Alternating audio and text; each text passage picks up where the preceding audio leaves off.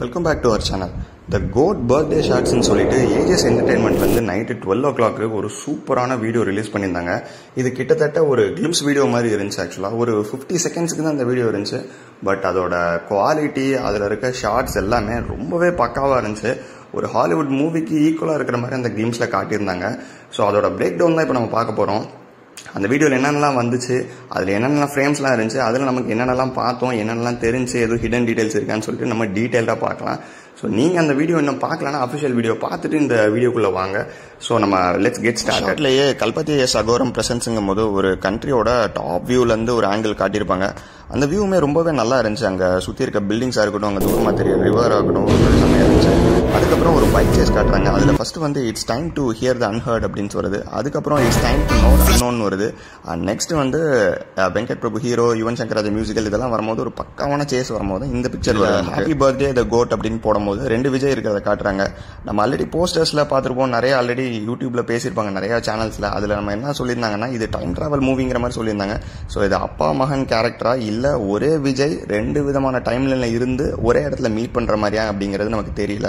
So அதில் first bike ஓட்டுற விஜய் வந்து ஒரு ஓல்டு விஜய், அப்பா விஜய்ங்கிற மாதிரி சொல்றாங்க. இருக்க விஜய் தான் வந்து பையன் விஜய் அப்படிங்கிற மாதிரி சொல்றாங்க. இல்லைனா இந்த விஜய் வந்து இன்னொரு டைம் லைன்ல யங் விஜயா இருக்கலாம். ஸோ அதுக்கான சான்சஸும் இருக்கு. இது டைம் டிராவல் மூவியா இருந்துச்சுன்னா இது வந்து ஒரே Vijay but different time line அப்படிங்கிற பாசிபிலிட்டிஸ் கண்டிப்பா இதுல இருக்கும்.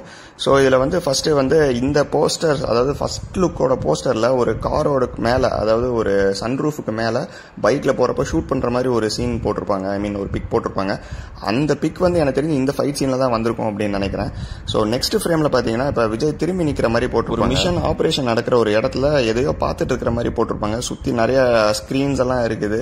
ஒரு கம்ப்ளீட்டா விஷுவலா வந்து அந்த பிக்கே வந்து ரொம்ப சூப்பரா இருந்துச்சு. இந்த பேக் ஷாட்ல வந்து செம்ம அமேசிங்கா தான் இருந்துச்சு. அந்த லைட்டிங்கா இருக்கட்டும், மேல இருக்க அந்த லைட்டிங், சுத்தி இருக்க அந்த கிரீன் லைட்டிங்ஸ், விஜயோட போஸ்டர் அப்படின்னு சொல்லிட்டு இந்த ஃப்ரேமே வந்து அவங்க பக்காவா டிசைன் பண்ணிருக்காங்க அப்படின்னு தான் கண்டிப்பா சொல்லி. இந்த ஃப்ரேம் முடிச்சதுக்கு அப்புறம் ஒரு பியூட்டிஃபுல்லான ஃப்ரேம் வருது. ஆக்சுவலா அதுல காரோ இல்ல எந்த வெஹிக்கிள்னு தெரியல, மேக்ஸிமம் இது கார் மாதிரி தான் இருக்கும். யாரு கூட உட்காந்து பேசிட்டு போற மாதிரி காட்டியிருப்பாங்க.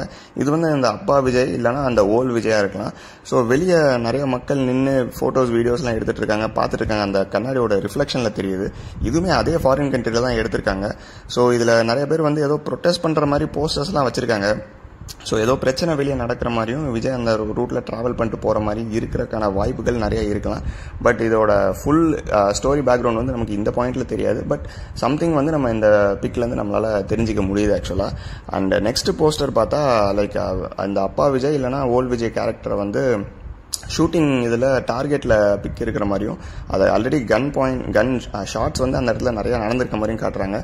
இது பின்னாடி பார்த்தா இந்த ஷூட்டிங் நடக்கிற ஒரு இடம் தான். இந்த மணல் மூட்டை இதெல்லாம் வச்சிருப்பாங்க ஷூட்டிங் நடக்கிற இடம்.